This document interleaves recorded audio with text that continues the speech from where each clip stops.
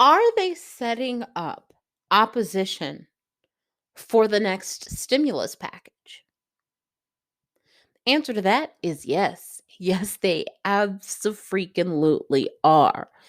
And they're doing it in a way that, on the surface level, might make sense to some people. What in the heck am I talking about? Well, last week, if you heard, the Commerce Department, they said that consumer spending in the US rose slightly more than 4% in March after having fell around 1% in February. And so ultimately what you conclude from that is, oh my gosh, Americans are spending more, right? That's a good thing. Now, let's kind of jump from that. Keep that at the back of your mind to this argument or these talks of inflation. You basically have two camps, two parties, right? One camp, one side is saying, look, these government relief programs, they're going to lead to more inflation. They are going to lead to inflation, and this is going to be detrimental to our economy. Sound the alarm bells. Oh my gosh, what are we doing? It's going to be like this horrible like, right? They're totally just putting it out there that, oh my gosh, what have we done, right? Inflation. But then on the other side, you have party number two, which is saying, hey, it's not that bad. Hey, it is what it is. It's happening, but hey, they're just, in some respects, they might be seen as kind of downplaying this threat of inflation. I want to speak to the idea that party number two in this equation is downplaying the problem, the threat of inflation. It ultimately is because some people are saying the Biden administration here is the party responsible for downplaying, right? They want to downplay it because, 100 days in, like, okay, we're now on their watch. They can't blame anything on Trump, and so because they want to look good, they want to, look like they're hitting the gate, they're running out the gate and they're just doing really well from the get-go. They totally want to play it down. That is what some people think. Keep in mind that the Fed said that, yes, there is absolutely going to be inflation, but the inflation that we are going to see is going to be temporary. On a previous podcast episode, I talked about, and this was, kind of somewhere around, I think maybe the summer of last year, there was the conversation that I had with you guys about perception. And the reality is, how you view this kind of downplaying of the threat and kind of the intent around it has to do with your beliefs of intent of the Biden administration. Do you believe that the Biden administration just wants to look good at all costs? Or do you believe that the Biden administration absolutely and unequivocally, genuinely believes that the inflation will be short-lived and not really be as bad as the other side is saying? What do you believe? Because what you believe about the intent has everything to do with how you will see not only the downplaying of inflation, but how you will even view the argument of, is there inflation? Is there not inflation? Again, it's not always just about the data, right? In addition to data, consumers, people, they come in with bias. And we've talked about this before. We talk about bias is this like bad thing a lot of time because we talk about it, in like a racial context. But the reality is that we all have bias, and we have it in more ways than just racism and sexism and, all these other isms that we have nowadays. And in some respects, The bias isn't necessarily bad, but you do need to be aware of it, not necessarily to correct it. Because is there truly a right or wrong answer? If you genuinely believe that Joe Biden is walking the halls of the White House, right, and you believe that he's just not competent and that he's surrounded himself with super not competent individuals, I would say that if you genuinely believe that, I would say that you're genuinely justified in that belief. I know I wouldn't believe what somebody who I really thought was incompetent thought. And so I'm saying this not because I want to influence you to think, in terms of siding with party A or siding with party B or one, or I used one or two, right? I don't want to influence or change if you think that the inflation is downplayed, or if you think that there genuinely is inflation, because it's not just that. It's more than that. What you are going to believe about inflation ultimately will fall back on what you believe about President Biden and his administration. And this is kind of one of those missing pieces that we see in media. That we see when we, even hear news stories. And I encourage you to be aware of this, so that way when you come across issues, right? We as an organization used to focus on social issues.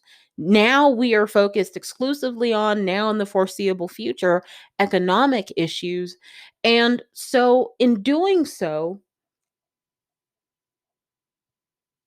when you think about social issues, for instance, issues that can be really, really divisive for people, it's not that you should be trying to understand the other side so that you can necessarily think what they think, but you just need to understand that the reason people may think differently than you is because their perception of it is totally different, right? Let's even look at it in the context of what we saw with stimulus in at the end of the Trump administration, right? We saw months of negotiations, or in some cases the lack of negotiation around stimulus. And we saw, um, what some people, myself included, we saw the right essentially oppose assisting the economy at every turn. But in order to understand why they had such opposition, you really had to understand what their beliefs were about other issues. And the same again applies to this talk about inflation.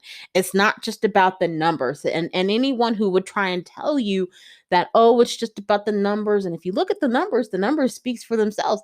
Yeah, they do. But even when I have the numbers, I as a human have to interpret those numbers, and how I interpret those numbers can be very different than how someone else interprets those numbers. Keep that in mind. Keep that in mind. Keep that in mind, because data is not data is not the end all be all. And we see that here again with these talks of inflation, right? It's the interpretation of that data that matters. I would even say more than the data itself.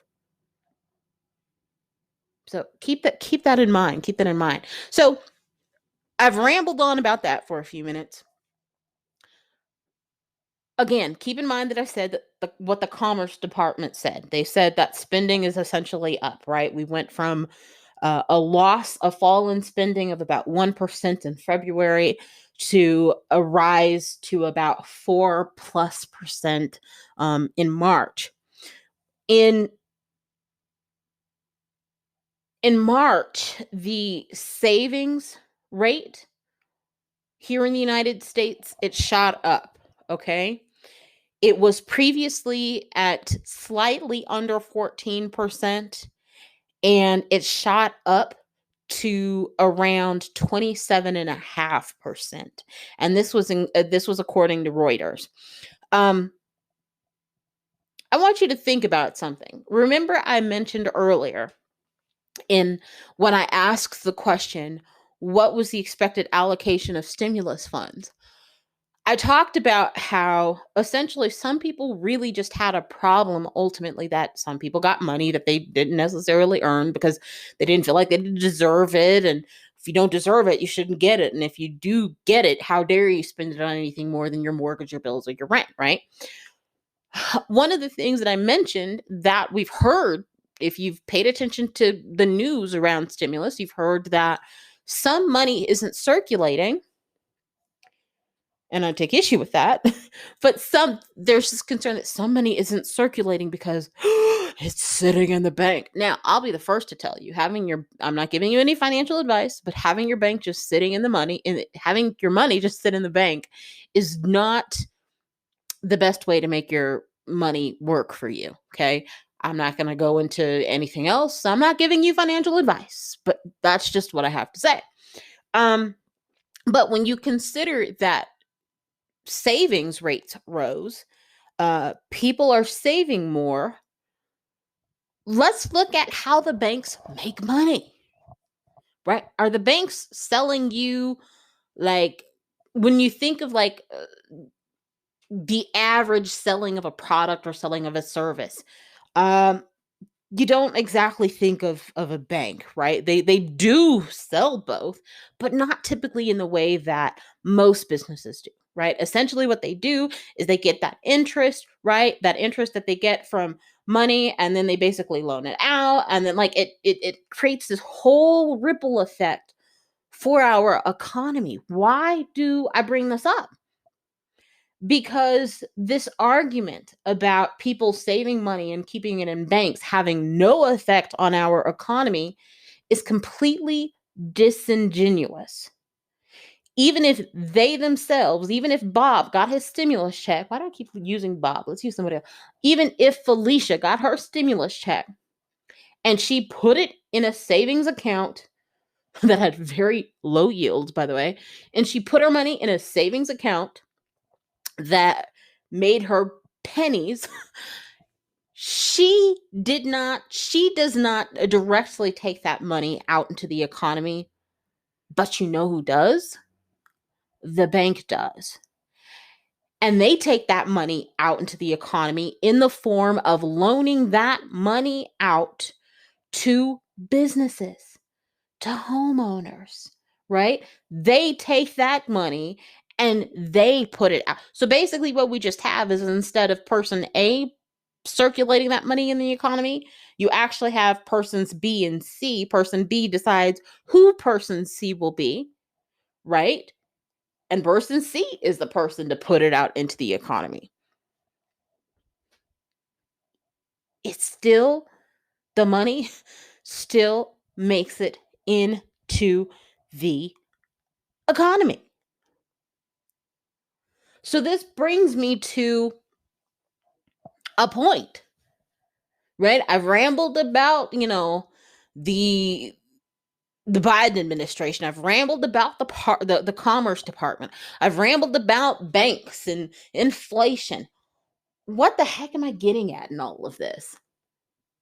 Look, the fact of the matter is, when people want to oppose something, they will find any reason to do it. They really will. Now, am I saying that inflation, for instance, is not a problem? That we won't have any inflation? No. I mean, you see it all around us as I speak, right? But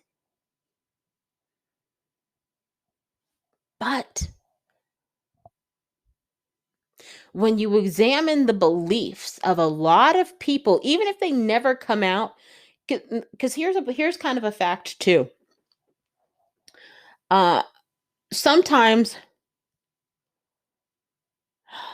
when people can't defend their positions, they start trying to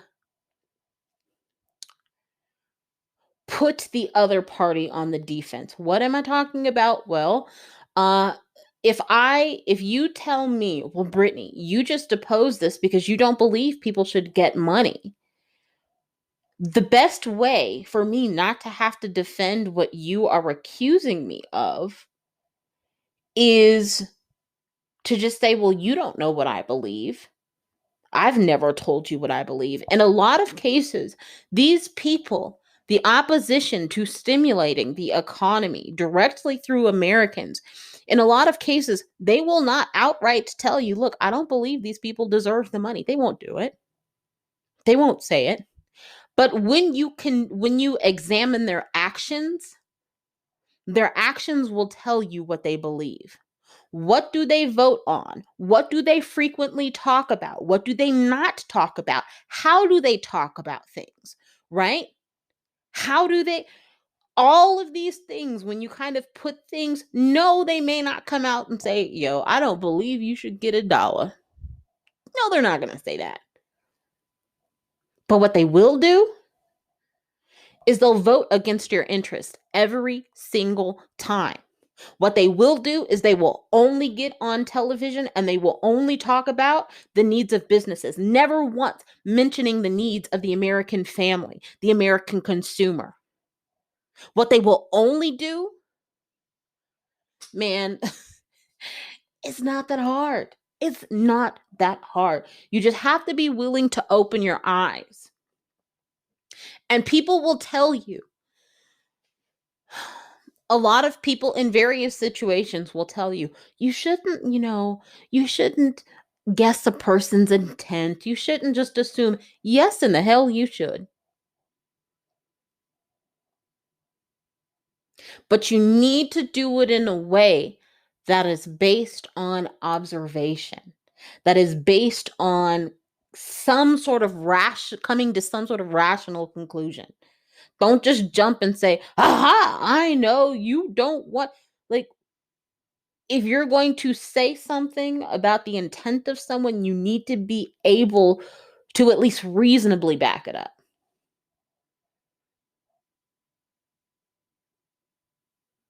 But when they tell you you can't assume the intent of the other party, you can't assume that the other party doesn't want you to get a stimulus check, you can't assume that they don't care if you go out and get COVID, that no. It's okay for me to assume that if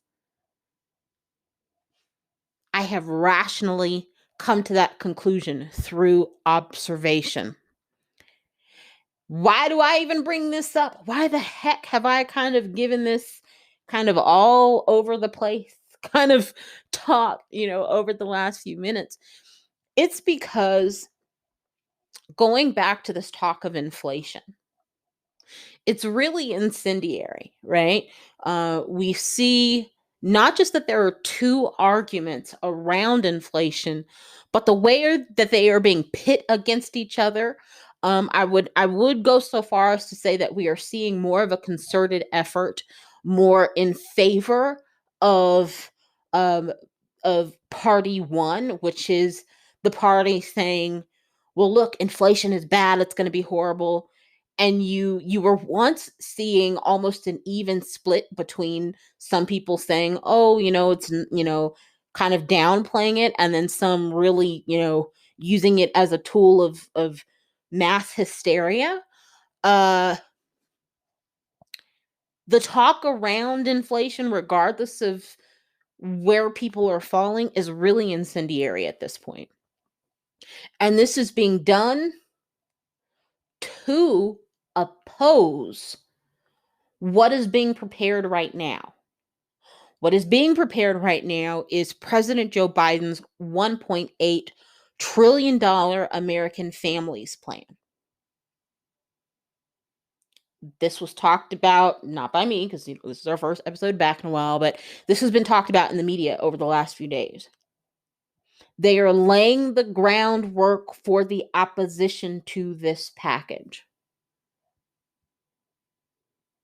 I just told you, it's okay to assume. Some might say, well, Brittany, you shouldn't assume that they're doing it because they want to look.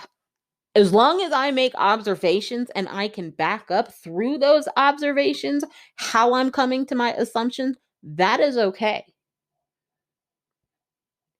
That is logical. In most cases, it is necessary. So mark my words. Mark my words. Look at the people who are speaking the loudest, clamoring on pans the hardest right now, screaming at the top of their lungs about inflation. And mark my words, where they will fall if they decide and when they decide to make public statements about this next $1.8 trillion stimulus package. These are going to be the same people to oppose it. There's no doubt about it in my mind. No doubt about it. They are setting the ground, not me. Good God, no. I please stimulate our economy, right? They are setting the ground. They are laying the framework to oppose stimulus. And why are they doing this so strategically? Look at opposition last time. Last time they couldn't really oppose it, right? People who, even in the Democratic Party, who I won't name at this point, people in the Democratic Party who really wanted to oppose it really couldn't because logically there was no reason to really oppose it. But this time around, it's going to be a whole different ball game. They have learned their mistake from that first go around with President Biden and his first stimulus package. They will not, as much as they oppose helping the American people and the American families, as much as they oppose it, they have learned their lesson and they will not make the same mistake this time. We are going to see more fervent opposition to the next stimulus package, which I am like 95% sure that we are going to see. But we're going to see more opposition, and that opposition this time around is going to be more strategic. And it has started with the talks of inflation. Is inflation real? Is it a thing? Absolutely. But I urge you to research for yourself. Get some information and really come to know if it's as bad as they are saying. If it will be as long term as they are saying. Because when you see these things and you do a little bit of research, you will absolutely be able to see what in the heck is going on. And that is that they are looking to oppose, they are preparing to oppose fervently the next stimulus package for the American people and the American economy.